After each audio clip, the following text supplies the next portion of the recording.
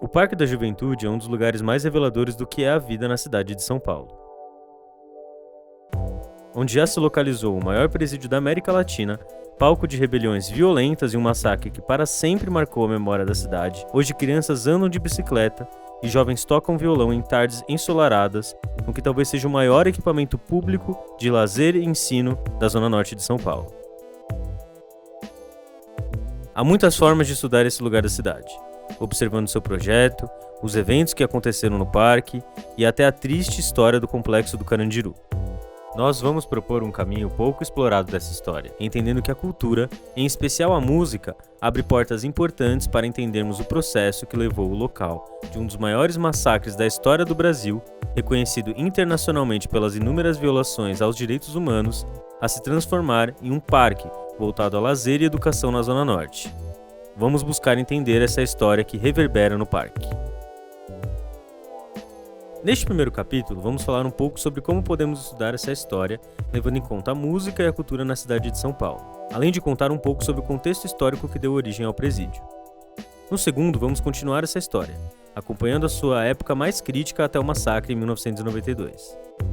No terceiro, vamos falar sobre a demolição do presídio do Carandiru e a construção do parque. E no quarto e último episódio, vamos comentar um pouco sobre o que há lá nos dias de hoje. Não fomos autorizados pela CETESB a usar qualquer tipo de imagem do parque, por não reconhecer fins jornalísticos de interesse público neste projeto. Como a CETESB reconhece esse projeto como comercial, mesmo não tendo esse fim, o custo de autorização para as filmagens dentro do parque seria de R$ 5.000, o mesmo preço que uma peça publicitária. Dessa forma, devido à decisão do Estado de São Paulo, não há nenhuma filmagem ou foto nossa do Parque da Juventude nesse documentário. As imagens utilizadas foram obtidas a partir de softwares e registros de satélite. Você pode acompanhar essa série de lançamentos que estamos fazendo nas nossas redes sociais e também neste canal. É só seguir e, se gostar, deixar aquele like. Mas enfim, vamos ao episódio de hoje.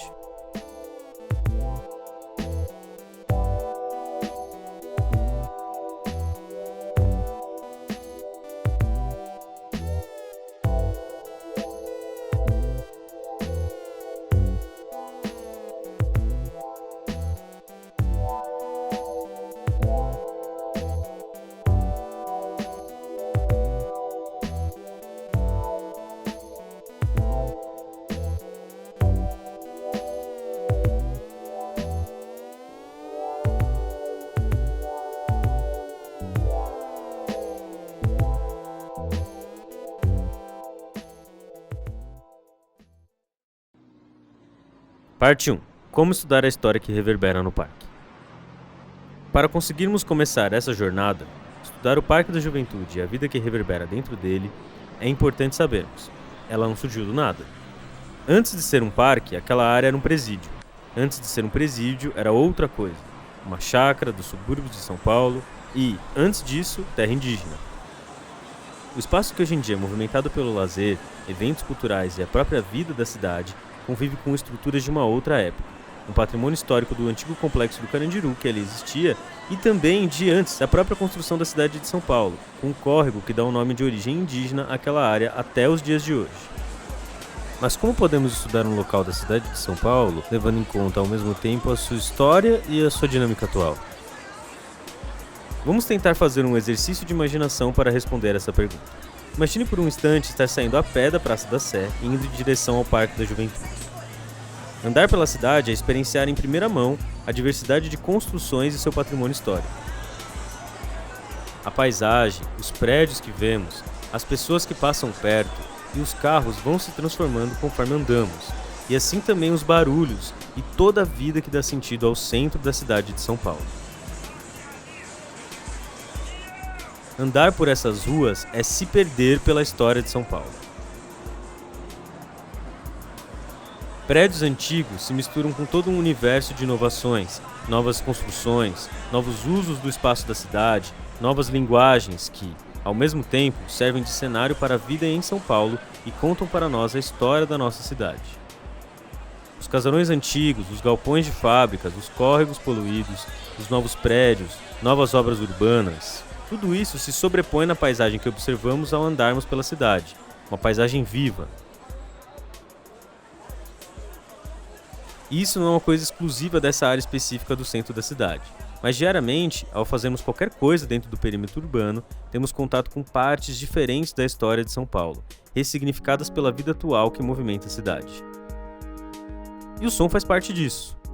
O som não é só um barulho do trânsito ou das feiras, mas também são as músicas, histórias e linguagens produzidas pela cultura que anima a cidade. Essa cultura conta a história popular que compõe um tipo de autorretrato da vida da cidade. Vamos a um exemplo prático disso. Atravessar o rio Tietê é um passo importante nesse caminho. Hoje em dia, essa paisagem é depressiva, repleta de cimento, rio poluído, prédios completamente desarticulados com a vida da cidade, os carros, caminhões e motos passando constantemente, cheiros e barulhos desumanos. Mas é fundamental notar que ela nem sempre foi assim. Esse lugar era bem diferente do que você conhece hoje. No passado, o rio Tietê representava uma fronteira e uma importante via para a cidade de São Paulo.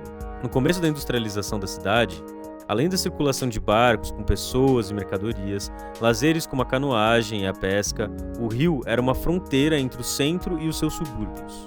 Além disso, os rios eram símbolos fundamentais na cultura da cidade, seja no consumo de peixes, a retirada de brita das várzeas e até mesmo futebol, que nasceu nessas mesmas áreas alagadas da cidade.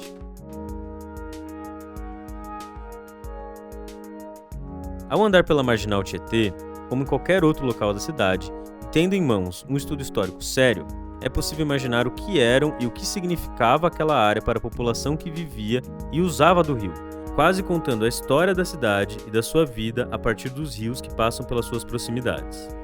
Os antigos usos, as pessoas, os ritmos, as vidas que passaram por esses vários fragmentos interligados que chamamos de casa seguem reverberando, ainda que seja um pouco difícil de ouvi-los. Enfim, chegamos. É com o estudo da história do Carandiru e do Parque da Juventude, tentando encontrar a vida que reverbera ainda hoje na paisagem visual e auditiva desses espaços da cidade, que partimos para essa jornada.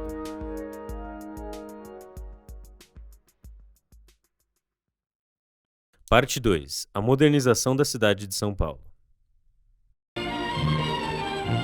Isto é São Paulo, a capital do trabalho, o gigante de concreto armado que dia a dia se torna maior. Contemplamos com os olhos maravilhados a cidade que mais cresce no mundo. E cresce em todas as direções, para os lados e para o alto. Arranha-céus, novas avenidas, bairros novos. Cresce também em massa humana. Com pouco mais de 1 milhão de habitantes em 1940, aproxima-se hoje dos 2,5 milhões. Acontece, porém, que na marcha vertiginosa de seu crescimento, há dramas que não se podem ocultar. Antes de São Paulo atingir o status de uma metrópole de renome internacional ou ter um papel relevante para o crescimento nacional, a cidade acompanhou o começo do período da Primeira República, servindo de entreposto comercial para a economia do café. Neste final do século XIX e começo do século XX, São Paulo começava pelo centro, Sé, Rua Direita, Anhangabaú, Estação da Luz, mas já iniciava seu crescimento para Higienópolis, Campos Elíseos, Planalto Paulista, todos bairros que hoje em dia compõem o centro expandido da cidade. Conforme a indústria e a modernização ganham força, ela também começa a apresentar um novo movimento, um novo gingado, um novo ritmo. Tudo efervesceu, novos conflitos econômicos, sociais e políticos se alastravam na cidade que se transformava. A cidade que antes era relativamente pequena, virou ponto de partida para os imigrantes e ex-cativos e espaço para a crescente indústria que se alocava em especial nas regiões leste e oeste de São Paulo, seguindo o leito do rio Tietê e transformando o espaço da colonização e do Brasil Império. Os negros recém-livres, os imigrantes recém-chegados e a transformação de um novo mundo precisava se expandir na metrópole que iria chegar. E quem eram esses paulistanos que viram de perto tudo isso? Segundo o censo de 1890, dos mais de 60 mil habitantes da capital, 11 mil deles eram, segundo denominação da época, pretos, caboclos, mestiços, ou seja, não brancos. E se o censo de 1920 ocultava a raça de suas perguntas, já era óbvio que a população negra cresceu vertiginosamente após o fim do tráfico negreiro em 1850, com o aumento do tráfico interprovincial. Além disso, essa população ainda mantinha uma proximidade grande com a vida do campo. O que movia a economia e o modo de vida era um misto das antigas tradições da colonização com as novas tecnologias e novidades que moviam um novo Brasil que nascia. Santana, um dos bairros próximos no Além-Rio, obviamente vai acompanhar a efervescência que crescia na cidade, só que à sua própria maneira. O local já abrigava um hospital para pessoas com varíola, igrejas, cemitérios e até um reformatório para menores, servido especialmente para obras com fins coletivos. Diversos edifícios até os dias de hoje relevantes no bairro, como o aeroporto do Campo de Marte, de 1913, as linhas de bonde da São Paulo Tramway, de 1900, a fazenda e a capela de Santana, que foram demolidas para dar espaço a alguns edifícios do Exército em 1913, também datam dessa época. Contudo, todo esse desenvolvimento econômico e espacial da cidade veio repleto de conflitos e desigualdades inacobertáveis. Em 1917, São Paulo foi tomada pela maior greve de sua história e da história do Brasil, com uma massa de trabalhadores organizados e revoltados com o capitalismo brasileiro. A desigualdade já se tornava um símbolo da cidade. Os cortiços se organizavam nas regiões mais próximas do centro e também já ganhavam espaço para os subúrbios. E se a elite queria que a cidade fosse Paris, em São Paulo, porém, não se ouviu nem chanson nem Debussy. O som da capital paulista nos anos 20 era justamente a polca e o choro. Festas de carnaval e samba eram registradas na Barra Funda, Casa Verde, Campos Elíseos, Bexiga, Brás, em tudo que era canto que era possível naquela cidade que crescia. Resumidamente, conforme a cidade crescia, ela se envolve no conflito entre as massas de trabalhadores que construíam a cidade e as elites cafeeiras que controlam como e quais áreas o desenvolvimento vai atuar na cidade. As ideias eugenistas foram aplicadas com muita força neste momento. As instituições públicas e até o planejamento econômico, dependente de uma política forte de imigração europeia, são exemplos do legado da escravidão e da supremacia branca que se mantinha ativa no país. Todo esse contexto ajuda a entender a criação da penitenciária do Estado, o começo do presídio do Carandiru.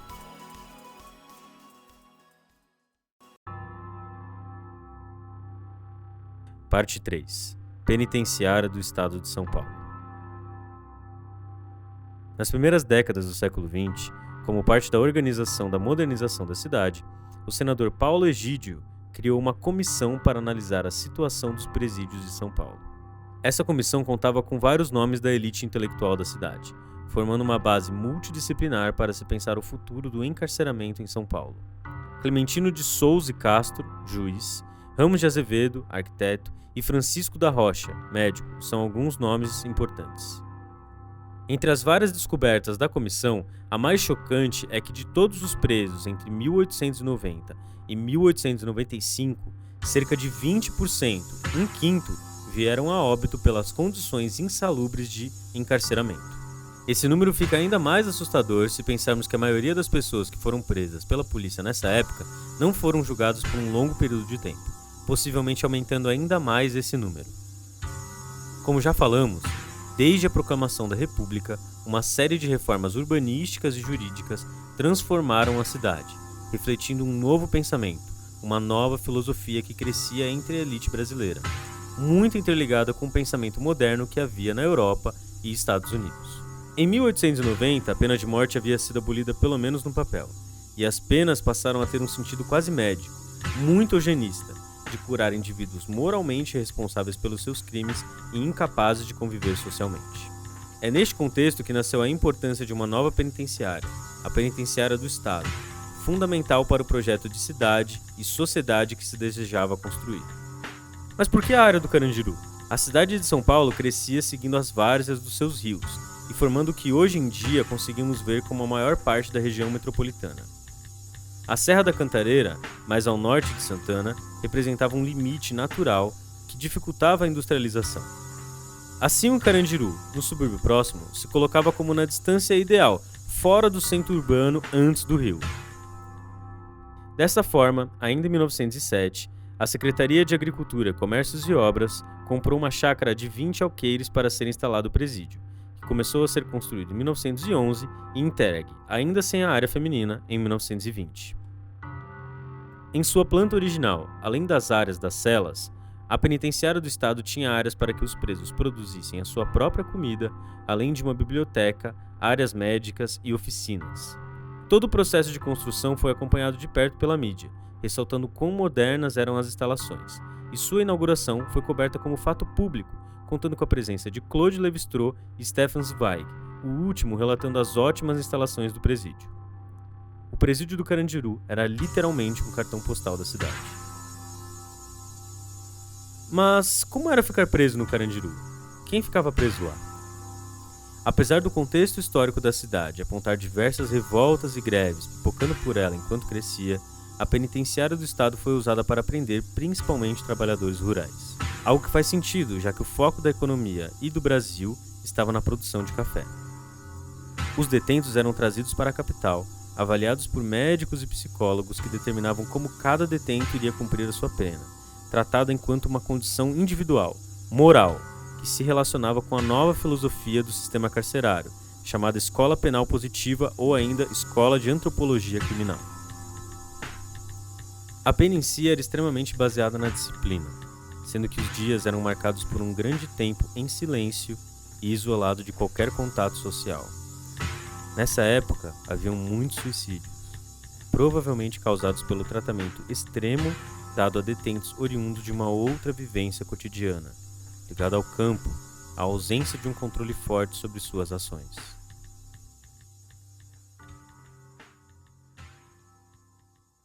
Parte 4. Carandiru e a cidade. Mas é apenas isso? Como que isso foi percebido pelas pessoas que viviam naquela época? Como que isso foi integrado à vida local e à vida geral da cidade? Nas pesquisas acadêmicas e até mesmo na historiografia do Estado, a preocupação com essas questões é muito limitada. O silêncio dos detentos de dentro do Carandiru nessa época é também um silêncio institucional que persiste até os dias de hoje. Porém, é possível encontrar algumas pistas sobre isso. Principalmente a partir do momento que o presídio foi finalizado e integrado à vida social, a sua posição em relação à cidade foi se transformando e sofrendo modificações em conjunto com a modernização que tomava o país. Em relação à população trabalhadora que ocupava a cidade, é muito difícil dizer com precisão como era vista a construção do presídio.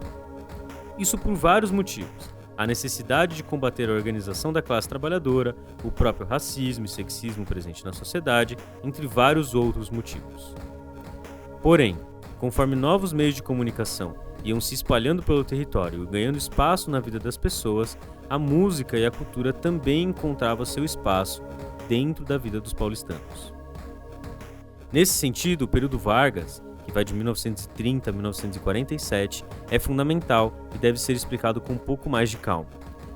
A chegada de Getúlio Vargas representou uma ruptura muito forte com o funcionamento da antiga República, quebrando com a Constituição da época e propondo uma criação mais coesa com um projeto nacional de modernização. Com o rádio, o varguismo implantou à força a ideia de uma cultura nacional.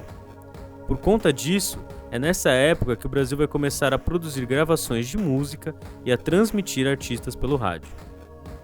E é também nessa época que as festas populares e a cultura popular começam a ser reconhecidas como um elemento do ser brasileiro. O antigo ideal eugenista das décadas anteriores passa a ser adaptado à nova tese da democracia racial, na qual o brasileiro, fruto da miscigenação, seria um povo isento de discriminação racial.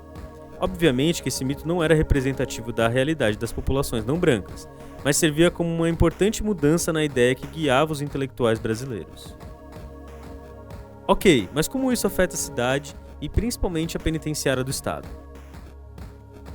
Após a derrota de São Paulo na ascensão política de Vargas e na outra derrota com a Revolução Constitucionalista de 1932, uma revolução, vale lembrar, conservadora, a elite paulistana optou por outro caminho para aumentar a sua influência sobre o território nacional, uma estratégia econômica, tecnológica e cultural. A cidade de São Paulo passa a ganhar destaque nacional e internacional com seu crescimento econômico, bem como a ampliar a influência política das elites no restante do país.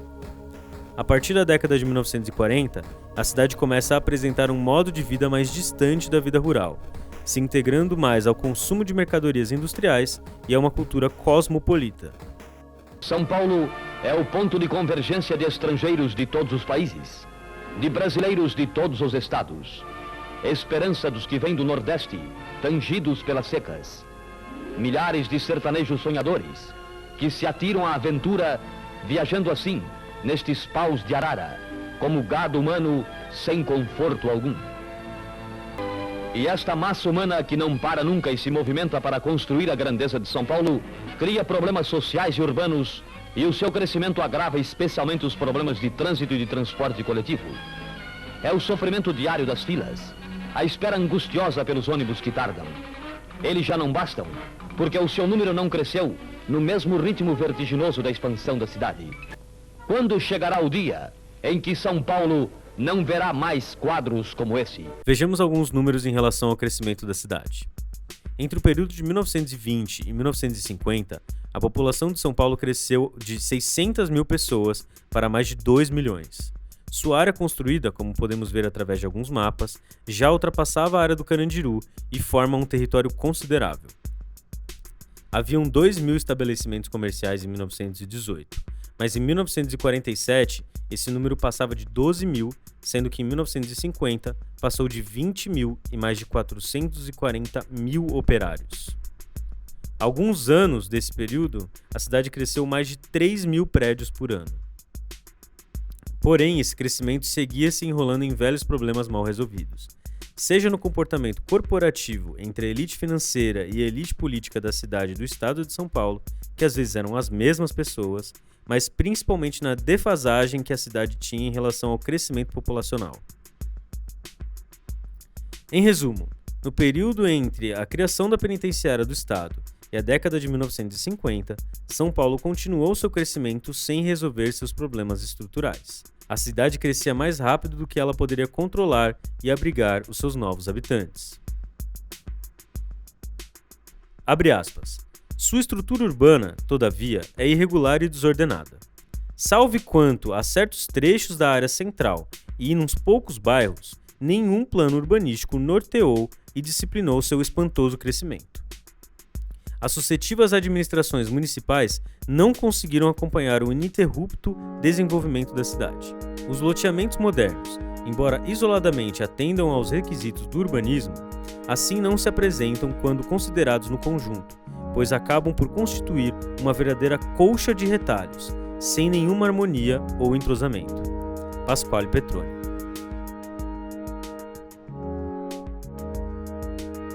Com tudo isso dito, ainda assim é difícil responder como a população em geral viu a construção da penitenciária do Carandiru. Mas é sem dúvida alguma possível observar o surgimento de uma série de marcos culturais, frutos da soma de toda a cultura que se encontrava na cidade durante sua modernização. O choro, as marchas carnavalescas, as modas de viola, as operetas italianas e fados portugueses dividiram o espaço e criaram uma identidade muito forte de uma cidade agitada, cosmopolita e principalmente depressiva, dramática e trágica. O maior exemplo disso talvez seja Dona Barbosa. O maior artista paulistano dessa época e até os dias de hoje uma figura marcante na cultura da cidade, gravou durante a década de 50 Saudosa Maloca, Iracema e Bom Dia Tristeza. Construímos nossa maloca,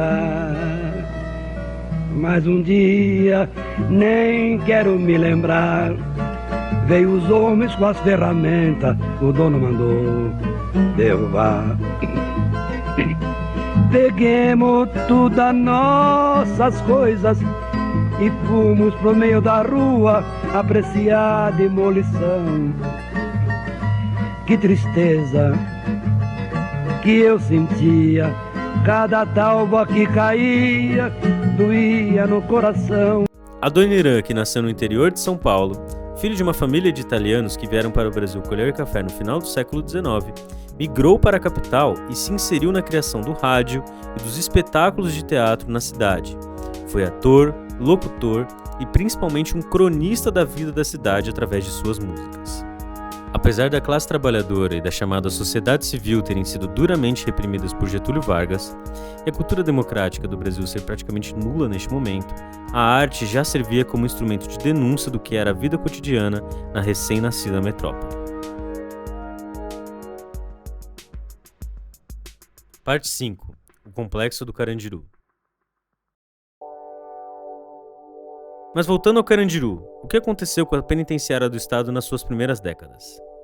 Esse sentido geral do crescimento da cidade de São Paulo também afetou o presídio. Na década de 1940, o presídio atinge sua lotação máxima e passa a ser reformado para acompanhar essa nova escala da modernização e urbanização de São Paulo. Conforme o foco da economia deixa de ser o campo e passa a ser a indústria e a própria cidade, a penitenciária também deixa de atender presos do interior, usando as instalações para além da sua capacidade original e já abandonando completamente o seu projeto. Em 1950, a penitenciária do estado vai passar pela sua última transformação, se tornando o Complexo do Carandiru, como ele ficou conhecido na segunda metade do século XX. Mas isso é assunto para uma próxima conversa. Já que você chegou até aqui, vale a pena dar uma ouvida nos nossos podcasts da série O Parque Reverbera, disponíveis em todas as plataformas de streaming. Não esquece de dar um like, seguir a gente aqui no YouTube e nas nossas outras redes sociais, e se você gostou, dá aquela compartilhada que também ajuda muito. É nóis, valeu!